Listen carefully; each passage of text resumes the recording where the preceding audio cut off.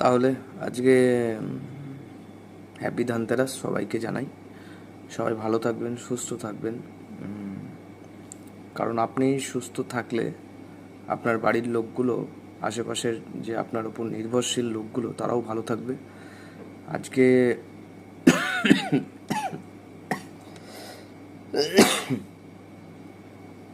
Sorry, আজকে খুব বেশি বড় করব না ভিডিওটা, কারণ গলার অবস্থা খুব একটা ভালো নেই।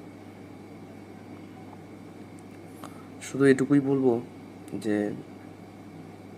আপনার শরীর যদি সুস্থ থাকে তাহলে চারপাশের মানুষগুলো ভালো থাকবে।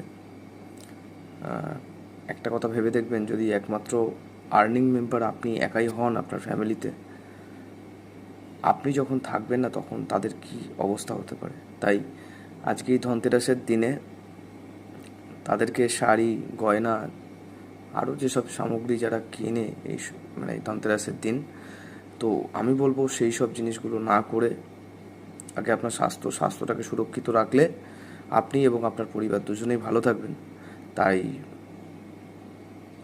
স্বাস্থ্যই আমাদের সম্পদ। তাই আমি বলবো যে হেলথ, মানে হেলথ যদি ইন্স্যুরেন্স কারোর করার না থাকে তাহলে এখনই করুন।